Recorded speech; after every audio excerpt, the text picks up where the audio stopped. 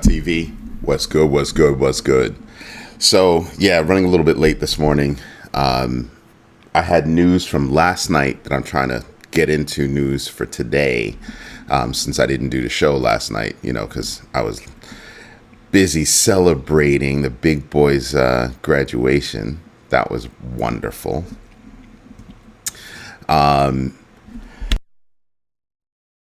Excuse me, but there is a lot going on from last night. We had Bitcoin miners holding about 65,000 BTC, right? And that's despite revenues dropping like to 34 million. But the 65,000 BTC is actually up by 4,000. So that's actually pretty good news. Judge Annalisa Torres told Ripple, basically, stop being greedy. They want to bring the money down that they have to pay the SEC down to 50 million when it's just 125. I understand that it's a lot of money, but I think they can afford it. Freaking pay the 125, make the court case go away, stop being greedy, and get back to work. You see what I mean? This is what I mean by, I'm not a fan of Brian Armstrong. Take the win and go on about your business. But you want to drag it out. You want to drag the SEC through the mud. Gary Gensler's not there anymore. What are you doing? What are you doing? It's a waste of time now. Get it done. Get it over with. Do your job. Stop waxing fantastic about political things and all that good stuff. Handle your business with your company. That's all. That's really all I have to think about it. Is handle that. I did not realize that they wanted to bring it down to, well, I kind of did realize they wanted to bring it down to 50 million, but I didn't think they would take it this far. As far as I'm concerned, pay the 125, clean cut, walk away. I know it's a lot of money, but for a company that's supposedly holding, a few $1 billion in cash, walk away. It's impeding you, right? You have the opportunity to get the albatross fully from around your neck. And this is the play you choose. This is the play you choose. Why? Because we have a new regime and you thought you were going to get away with it? Dude, just cut the check. Actually, you don't even have to cut the check. The money's already in escrow. Let it go. Let it go. So yeah, from a reality perspective, that's how I look at it. I look at it as, no, just pay the money. You're being greedy, right? Then you've got Bitcoin rose to about 108, even though, now this is funny. So we hit Iran. Iran is basically laughing. Like, we still have all our nuclear stuff, but Bitcoin is proving to still maintain, because I think the markets are saying, we don't think anything's going to happen from here. That's really what I'm thinking.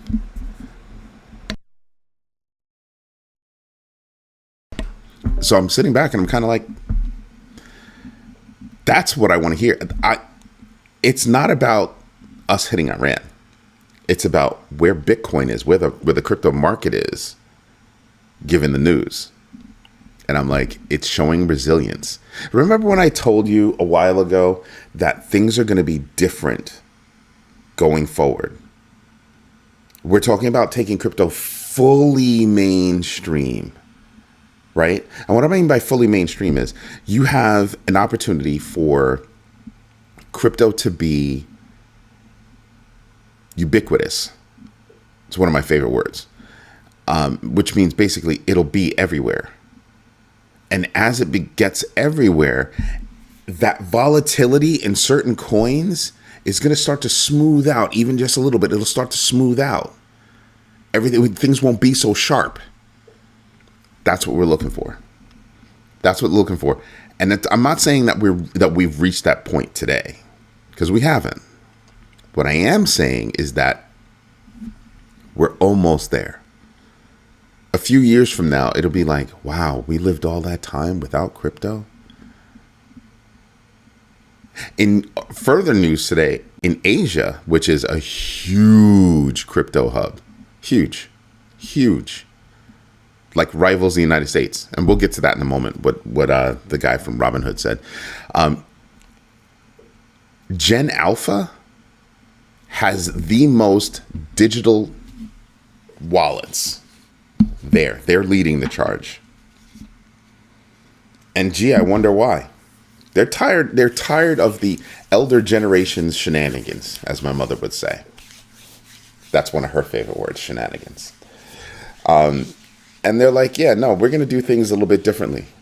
We're all about experiencing life, seeing things, learning things in a different way. The younger generations are choosing not to go to college. They don't want to make the mistakes that we've already made. And they already feel that we've made tons of mistakes. And when I say we, I mean the generations preceding them. Right? And so when I look at that, I'm kind of like, wow, the world is changing quickly. So if you look at Gen Alpha and how big that generation is, and the age of that generation, you start to realize, wow, ubiquity is around the corner. Ubiquity is around the corner. Here's a wake-up call for the United States. The CEO of Robinhood actually said the quiet part out loud. The United States is not the leader in crypto. It said it on national TV yesterday. I don't know that anybody picked it up. But he said the United States is not the leader in crypto. And I choked. I was like, I can't believe he said that out loud. Because I've been thinking it for a while. I can't believe he said it out loud. He goes, we're actually behind Europe. The United States is behind Europe. I was like, oh, that's big. That is big. And so I watched it. I watched him on his interviews either yesterday or the day before. I watched him on his interview on CNBC. And that was it. I didn't hear anything else about it. That's a big statement to make for nobody to cover, for nobody to write about it. I thought for sure that I was going to, because there are certain people, there are certain CEOs that are quoted a lot and all that good stuff. And he's one of them. And I just sat there and I was like, wow, nobody said anything. Crickets. We got crickets. Amazing. Amazing that I heard that we got nothing but crickets out of that. And I'm like, you wonder why I give you the news from around the world. You wonder why I keep researching every day, even when I don't do a show. Even when I don't do a show, I'm researching.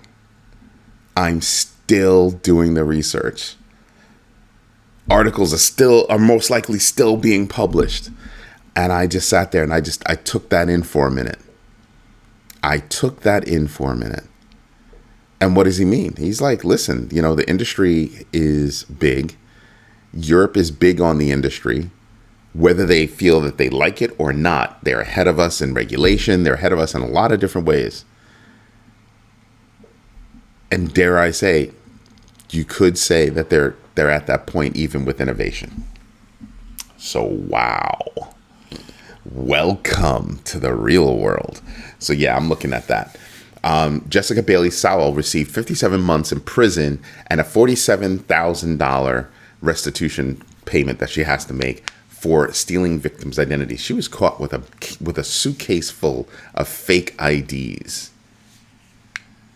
She used to work at a bank. I mean, it's pay attention to your bank statements. Pay attention to your bills. Like, I know how much I burn every month. And if I'm $1 over, I'm like, oh, hey. I look at my charges every month. You should too.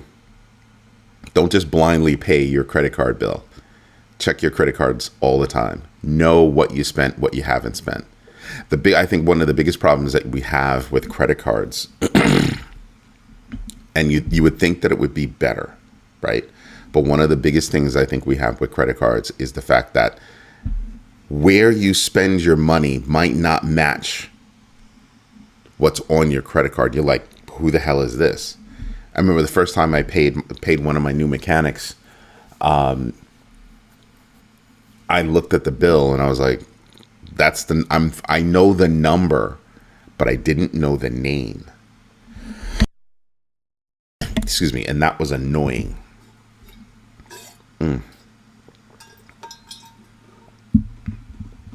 Sorry, not feeling all that great right now.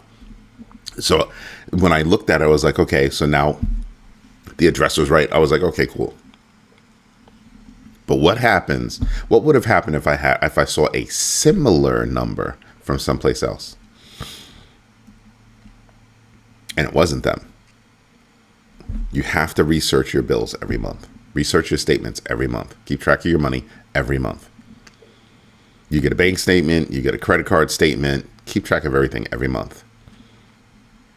And also pay attention to those monthly bills that you're not paying attention to. Look at those monthly bills. I'm paying a Netflix. I'm paying this. I'm paying this. Why am I paying for that? I don't use it anymore. Get it out of there. You're thinking, oh, it's only $3 a month. What's the big deal? No, it's a big freaking deal. Get rid of it. Because those tiny little things add up. They add up in quickly. They add up quickly. You want to know who taught me that? My kids. Because my kids pay attention to that stuff all the time. Because, they'll get a Netflix, they'll get a Spotify, and then they stop using Spotify, and they go back to Apple Music because dad's paying for that. And they're paying attention to it. Like, oh, no. Get out of here with that nonsense. So, yeah, I'm happy about that. Ripple Labs partnered with Wormhole to integrate Wormhole tech onto XRP Ledger. Ripple's making moves. Ripple's definitely making moves. Some of them in the right way, and this is one. I just feel that Brian Armstrong needs to let this go because it's been an albatross for too long. You got a big win, and then you're sullying the waters. You're sullying the names. Just ditch it, man. Ditch it. Get over it. Kraken. This was big. I'm going to read it to you. Kraken launched Krak, a peer-to-peer payments app supporting 300 plus currencies and crypto.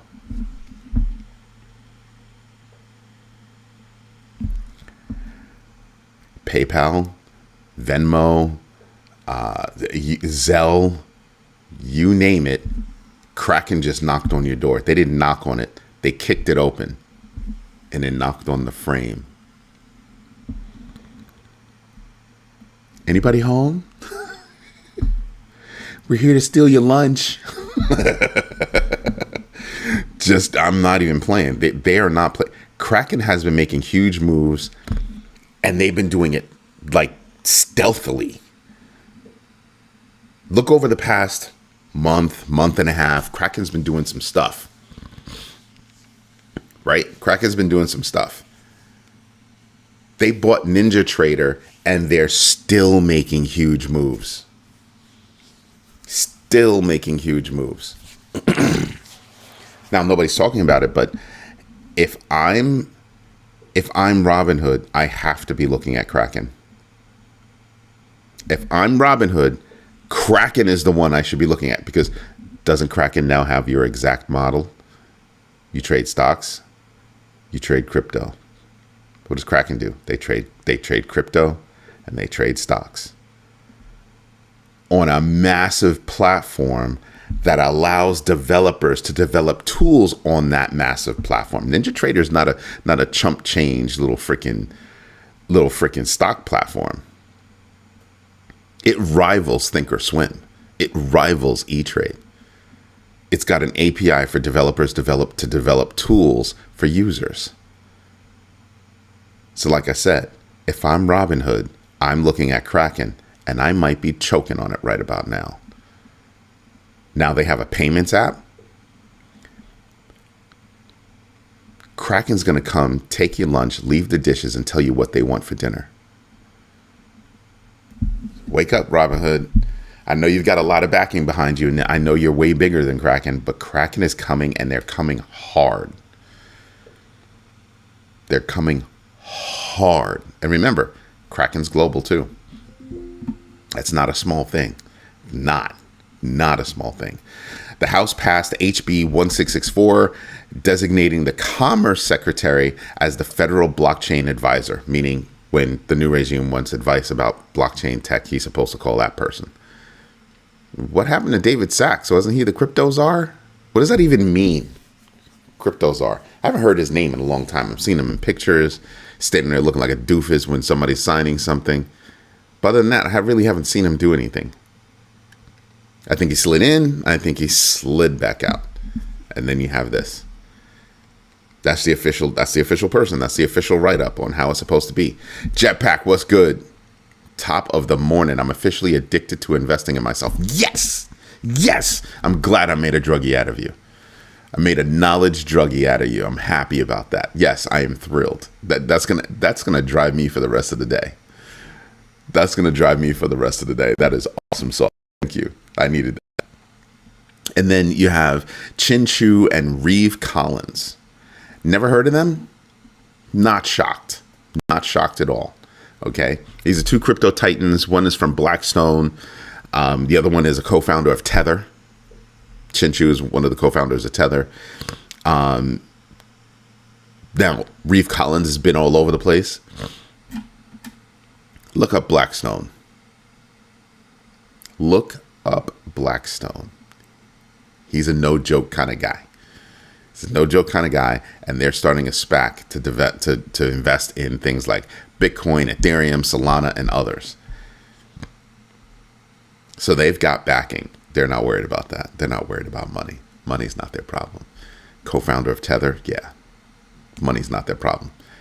Former huge executive from freaking Blackstone, they're not worried about money. I'm interested in all these plays, though. I want to say this to everybody who's not wealthy. If you're wealthy, you don't have to listen. Don't scroll away, but you don't have to listen to this part. This is for the people that are in the other bucket. The wealthy have figured it out.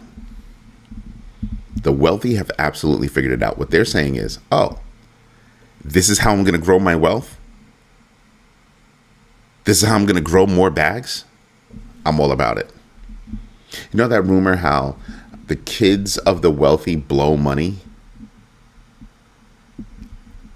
In this regard, a lot of the kids of the wealthy are growing money. They're growing their bags. They're the ones that are in this. Pay attention. That's all I ask. Pay attention. Then you've got CoreWeave has a renewed bid to try to buy Core Scientific, and their stock rose up 33.7% to 1644. Apparently, the street likes that idea. Street likes that idea. Now, Coinbase is about to launch a perpetual crypto futures July 21st, or is launching it on July 21st, offering nano Bitcoin and ETH contracts with CFTC compliance and 5-year expirations with 24/7 trading. That's not a small move. That right there is not a small move. And why was I saying Brian Armstrong? I can't stand Brian Armstrong. I can't stand Brian Armstrong, but it's Brad Garlinghouse that needs to stop. He's the CEO of Ripple. Sorry about that. Brad Garlinghouse is the CEO of Ripple. And I get the two, so it's my bad. And so Garlinghouse needs to let it go. But here's what's unfortunate. I actually like Brad Garlinghouse. But Brian Armstrong, you see where you can get mixed up. Brian Armstrong is one that I can't stand. But you got to give credit where credit's due. Launching U.S. regulated perpetual crypto futures, that's huge. I still don't like him, but that's big moves. That's big boy moves. That's big boy moves, right? And then he's saying, we're buying Bitcoin weekly. They're buying Bitcoin weekly. As a company, they're buying Bitcoin weekly, and they own $995 million worth of Bitcoin. Almost $1 billion. Come on, man, you can afford it. Just make it a smooth billion. Co-founder of Tether is also working with Mayor Adams, Mayor of New York City, to change regulations with crypto. Yeah, that's a little bit old news. And Mayor Adams is not going to achieve anything because he's got to go through Albany for anything that he wants to do. He's big on crypto, but yeah, he's got to go through Albany for anything that he wants to do. So, you know what I mean? I saw the article a while ago. I heard the conversations a while ago, and I'm just like, whatever. I wish he wasn't dealing with Mayor Adams, because Mayor Adams to me is a thug and a cheat, a fraud. That's just me. Just saying. Now, you want to, so what was it, a year ago? Year ago, 2 years ago, I did an article about, good morning, Hutanic. I did an article about TD Bank, and then TD Bank got in trouble in Canada. They got in trouble here. They're in more trouble. Apparently, an ex-TD TD Bank employee was willing to get paid. Okay, willing to accepted bribes to set up 140 accounts for people he did not know, as in KYC AML violations out the wazoo. 140. Remember when I told you that when that article came out, not only was TD Bank not the only bank involved in that whole fiasco, but that there would be other banks. But I also said it's not over. Guess what? It's not over. 140 accounts. What? That's nuts. That right there is nuts. 140 accounts for people you don't know. Yeah, and got caught, dumbass. So I'm just like, whatever, man. XRP is available at 28,000 US ATMs, despite a 4.5% price drop in 24 hours. Yeah, whatever. Price drop for Ripple, whatever. When I look at the coins, I kind of look at the market. I look at news from around the world, and I'm looking for specific things. Okay, I'm looking for people of my generation that own businesses whose kids don't want that business or don't have kids to give that business away to, and how that money is going to transfer. How those businesses are going to transfer. A lot of them will just go away. A lot of them will get transferred to people that aren't ready to take them over, and they'll fail, so they'll go away. But then you have some of them that'll get sold. But it's actually a small percentage of people whose kids are actually going to take over those businesses. So that's one thing that I'm looking for, is what's the news around that, right? Because my company's interested in getting in business with companies and people that, yeah, my kids don't want the business, but I kind of want to keep some residual income. We work with them to figure that out, right? And, obviously we leverage a lot of technology to help them do this.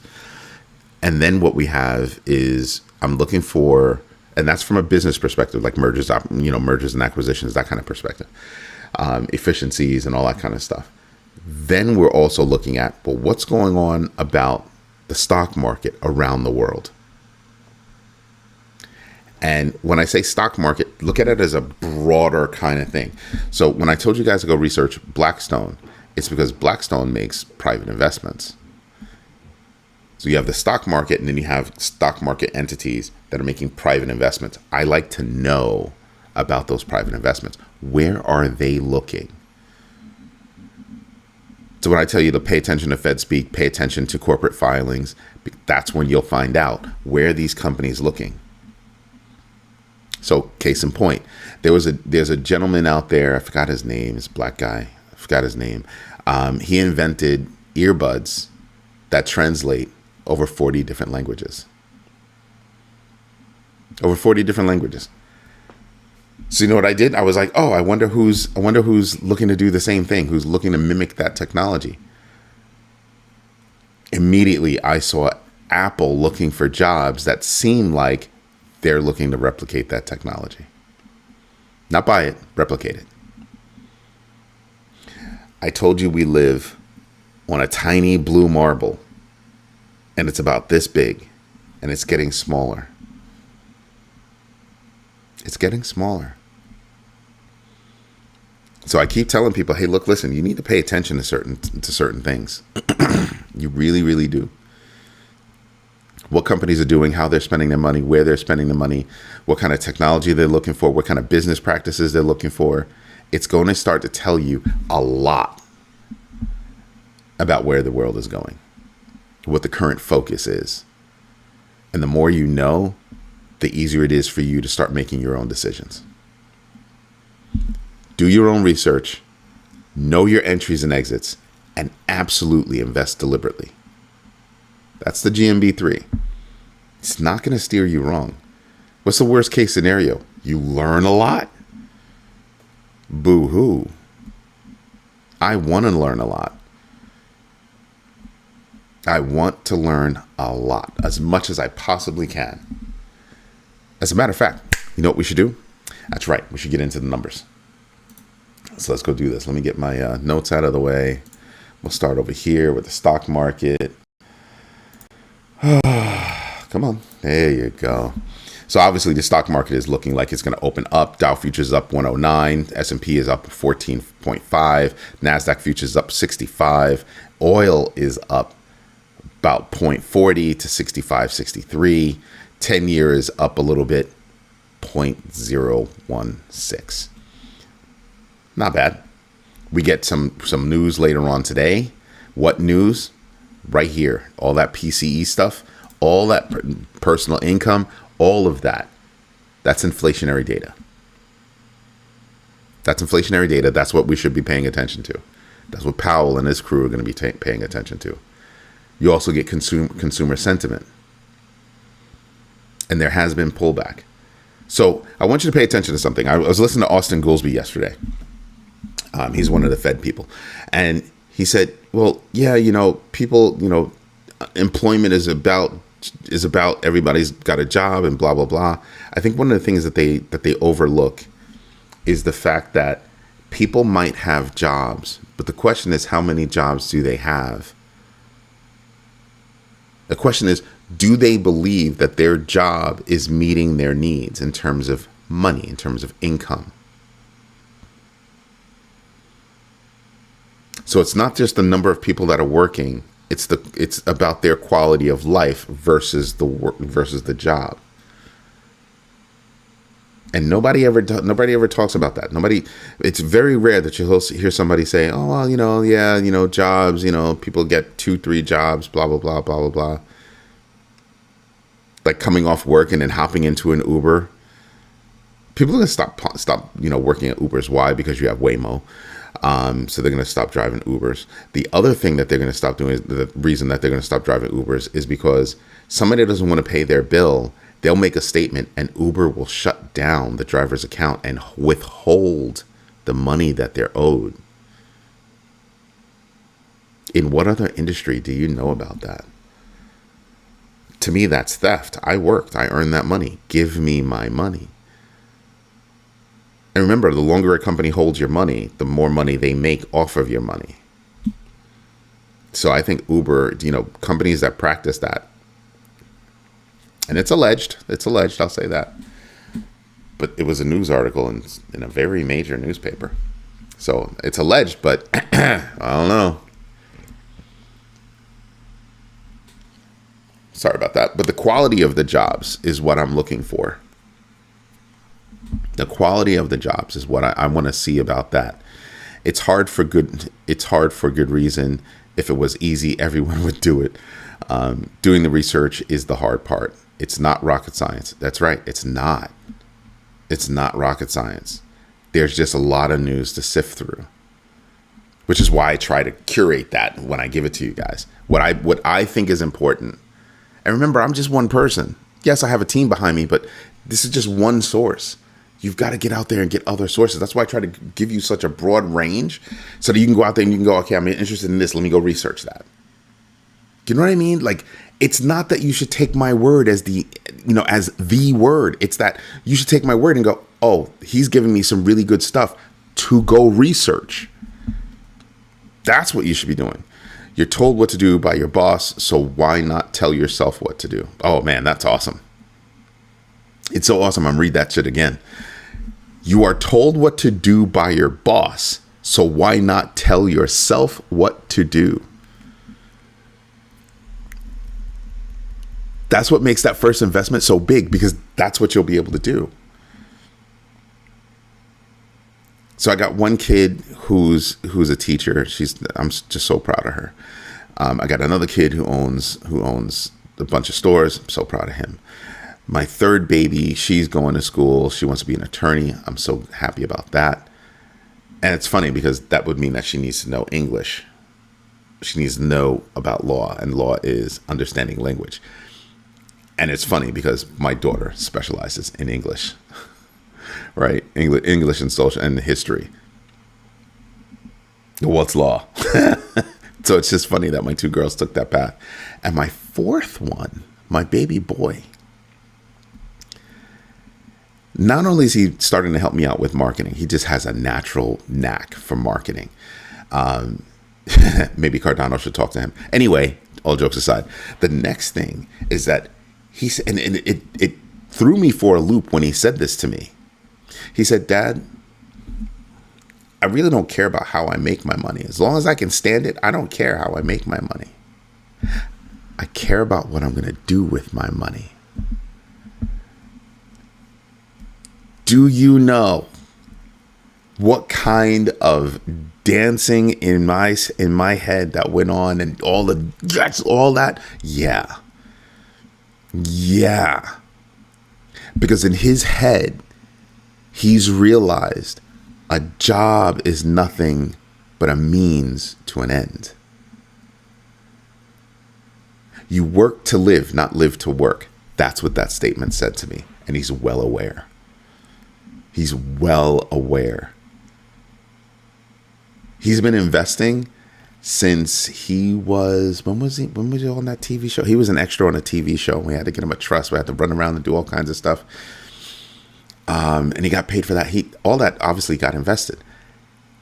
And then when he started working for his brother was like, oh, sure, I'm going to pay you. Here's how much I'm willing to pay you. But this money, I think it was like tips. He was like, oh, yeah, all that is being invested. Here's your account. It's being invested. It just automatically goes over there. Because I taught my son, right? But he's like, yeah, earning money is just a means to an end. And that just, good morning, Captain Panetta. That just,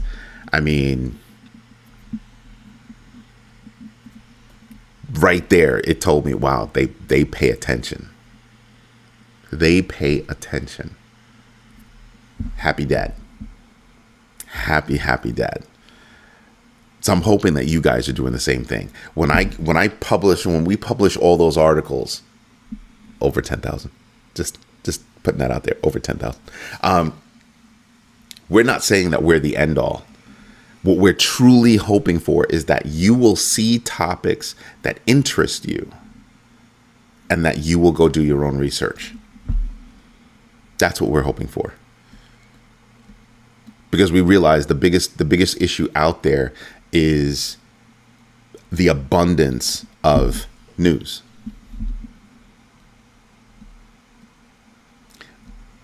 I made a decision a long time ago that it's not about the news, it's about inspiration. If I get you to look at one article and it inspires you to go do your own research, I feel like I've done my job. I'm all about out here I wanted my kids to wake up to everything that's going on, and they did. So I'm hoping you do the same. Let's finish through the numbers real quick because I got to get back to work. We're down, shocker, right? From 74 to 65 on the fear and greed index. Not shocked. We're down a little bit to 118. It's down about $1 billion in total value locked. Right here, if you're looking at Bitcoin, yeah, see, I told you we're going to start to go down a little bit. We got close to that resistance, and Bitcoin's kind of like, I'm just saying, we look at this right here. We went up too fast, right there. We just went up too fast. So we're going to enjoy some sideways movement, I believe. Maybe even go down. I hope we do go down. Give a little shake to the market and then start to gradually climb up. That's what I'm really, really, really looking forward to. I told you there are some people out there that are thinking that there's going to be a summertime rally. I don't know about that. I think if we get some ETFs, then you can see a summertime rally. But then it goes to what I was saying, right? This kind of market manipulation. They kind of want to hold off on approving everybody, right? They know economic data, tariff information, the impacts of tariffs and everything else is going to come out. And they want to have something in their back pocket that they can whip out and say, oh, but look at this. Look at what we just did. And they know that money will come flying into the market again and take the for the people that can afford to invest, it'll take the edge off, right? But remember, most people think that they can't invest, so they don't. The number of people that invest in the stock market is very small compared to the number of people in this country. It's a small percentage. Just saying. Just putting that out there for you so you understand. But when I look at the big board, I'm kind of like, yeah, there's tons of stuff on here that I can buy. Tons. We can go through that tonight on Friday Flips when I have a glass of good, right? Looking at everything from the big numbers perspective, you know, wow, it's at 42. 41. 41.11 is the distance between Ethereum and Bitcoin. Okay. That means Ethereum hasn't rebounded as fast as Bitcoin has. More opportunity to get in, as far as I'm concerned. Ripple, see that right there, year to date. It's kind of hurting my feelings. They were in a better position before, but this right here is a great number to me. As a matter of fact, let's just look at the losers at first. All right, so who are the losers? Losers stop right there. Anybody here that I care about? I know some people that are involved in Celestia. It's down 7.96%. It's got a GMB X factor of 13.58. Do I think it's gonna recover that? No. I really don't think so. If I'm looking at the winners, wow, that's not a lot of winners. Winners stop right here. Remember, we have a 5% rule. Actually, winners stop about right there. So Aptos is up, 5%. It's got a GMB X factor of 2.97. Aptos could actually probably do that. Fartcoin is up 5.4. It's got a GMB X factor of 1.45. It's one of the ones that I think it's one of the meme coins that I think could actually do something. Say is up. Somebody was asking about Say the other day. I don't have any news about it. It's got a GMB X factor of 2.95 and it's up 5.7%, 5.79, almost 5.8. That's it. Done. Everybody else is sliding in between in that space that I basically call unchanged, from -5 to +5. That space to me is basically unchanged because a sneeze can send you in a different direction. Just saying. Basel III has a potential to be rejected by the admin on 7/1. That's a no bueno situation. That's a no bueno situation.